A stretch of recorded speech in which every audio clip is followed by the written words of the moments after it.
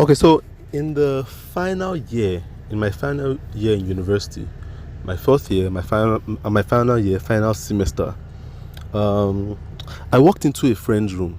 It was a close friend of mine, and I walked into his room, and he was doing something. He had taken a photo of me. He had a photo shoot, and told me he wanted to take some photos of me and some other people, and he had taken a photo of me, and he had a computer in his room, and I walked into his room, and I saw him cutting out my photo and other people's photo and changing the background and putting us in a different background and putting text. And I asked him, "What are you doing?" Because I was very intrigued by it, and said, "I'm designing now." I said, "What are you designing?"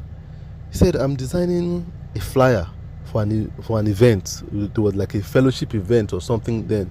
So he was designing a flyer or an IV, something like that for it. And I was intrigued. I said, "You can do that?" And he said, "Yes." And up until that time, it's funny how you never think of how things are made. I never thought people design flyers. I just thought people just went somewhere and you just pick up flyers from somewhere. Maybe they drop from heaven. I don't even know. I never thought of the process of creating. So, but this was the first person I was seeing actually creating a flyer. And I sat down and I saw him cut out my image and change the background and put text there. And I asked him, I said, "What is this called?" And he said, "It's graphic design." He's doing graphic design. And I said, "You can do that?" He said, "Yes." He said, "You can actually go to school to study this, and it can actually be a job." And my mind was blown. I said, "Wait, are you telling me you can have something in your mind, create it on a computer, and someone will pay you for doing that?" And he said, "Yes." And he told me, "Go and research schools abroad that are offering this thing. A lot of people are doing it, digital art." So then I went to the cyber cafe. Remember, this was way back. Nobody had phones. There were no phones in school to even start, no mobile phones. You had to go to the cyber cafe to browse and pay, and you use dial-up and all that ancient stuff. So I went to the cyber cafe and I went to check for schools that offer graphic design. And I saw a school in the US called Savannah College of Arts and Design. That was the first thing that came up on Google.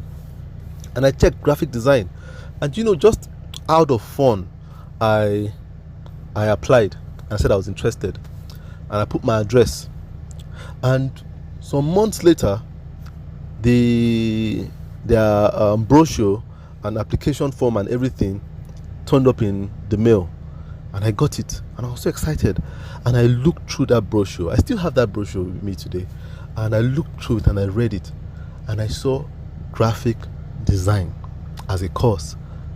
And they wrote, if you study graphic design, you can work in advertising, you can work in gaming, you can work as a business owner, you can own a design agency, you can do branding. And I said, what? As in, people can do this. This can be a living. You can live on creating stuff, on art. And I was excited about it. And I said, I want to be a graphic designer. That is what I want to be. And I remember at that point, my name had been skipped from the list of people going for NYSC for a reason. I don't know, but everything happens for a reason. So my mates had gone for NYSC, and then you just did NYSC once a year, not like what we have now, where you have batch A, batch B, batch C. All those. You can do NYSC 6 times a year, but then it was just once. So if you missed it, you had to wait for the next year.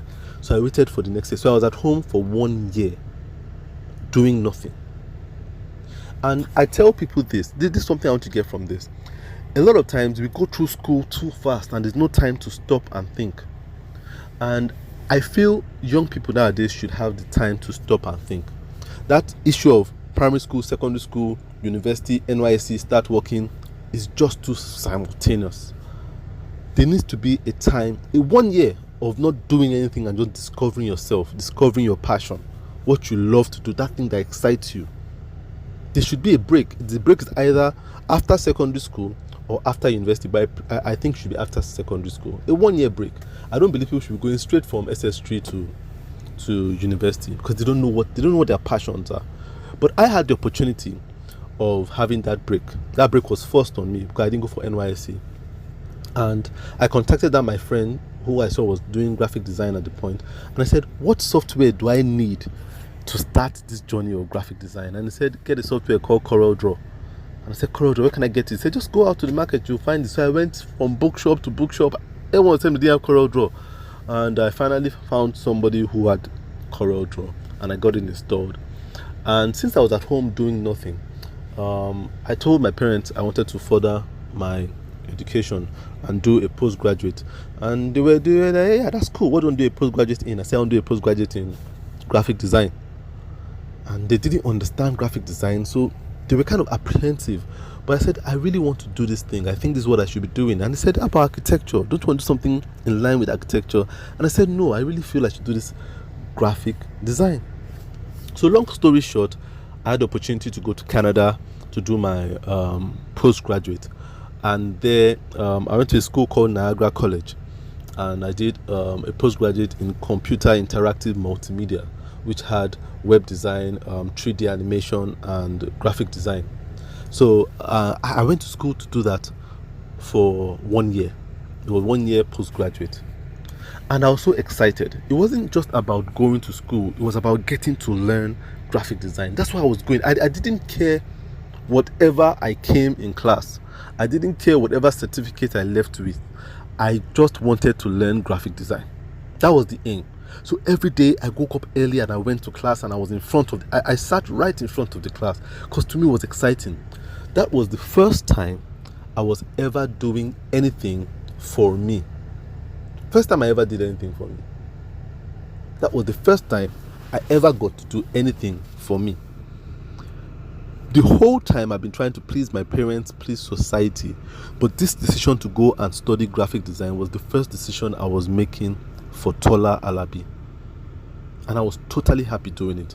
And I'll never forget a day, a defining time in my class. They had given us an assignment, I think one of our first assignments to do, and they asked us to design a landing page for a website. And we had all designed it over the weekend, and we came to class on Monday, and they said everybody should put up their landing page on their computers, and we should walk around and see everybody else's landing page.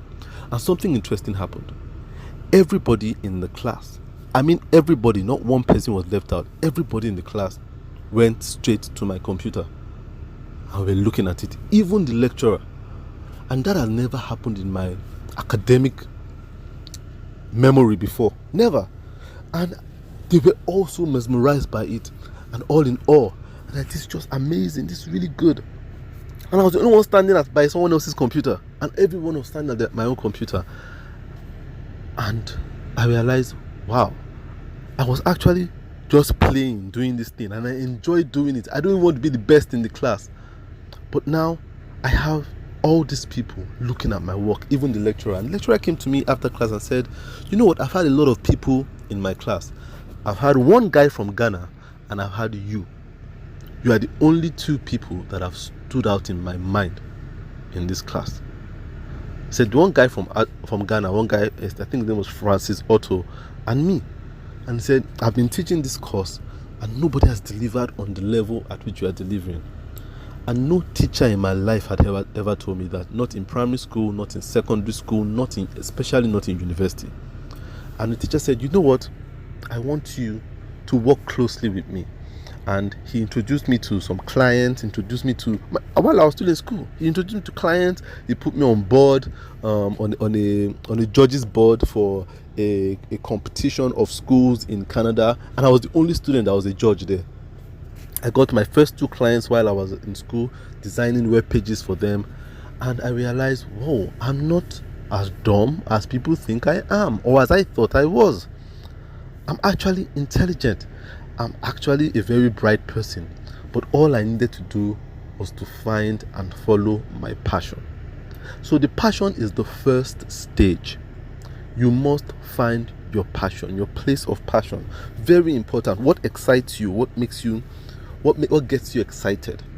That is what you must find. You must find that place of passion. It's very important. What gets you excited? What do you live for? What was that thing that you can do even if nobody is paying you money? Once you find it, you will find that place of excellence and relevance until I found it, that was when I found the place of excellence and relevance. So I found my place of passion, and it had built my confidence. I'd gone to school, and I'd found out that, look, there was a place for me in the world doing graphic design. So I was happy. I was happy I was genuinely happy, for what seemed to be like the first time in my life. I was happy actually being me. I didn't wish I was somebody else. I was happy being me. And I graduated from the school in Canada. My parents came for the graduation, and all my lecturers came, and they congratulated them, and they told them how amazing I was as a student. This was something my parents had never experienced. Never. Someone coming to say Tola was an exceptional student. So they felt so proud. I was on the President's Honor Roll. I got the President Honor Roll award twice, and I was, celebrated at the graduation. And my parents were like, wow, this is really amazing. This is not the son we knew. You understand? So, but I found my passion. And I really didn't care about being on honor roll, I didn't care. I just cared about doing design. I was passionate about doing design. So I came back to Nigeria with the same passion, was working, doing graphic design. I didn't have any clients. I was just designing every day. I was in my room sitting down, designing different posters, different things, personal work, just designing morning till night. My family had this for me. My parents had this for me because I was always in the room designing. I was always on my system designing. And that is where I had to transition to the second stage. And this is where it comes to purpose. And that's why I say a lot of people end up being passionate. But you must leave a place of being passionate to a place of being purposeful. And I'll tell you how I became purposeful.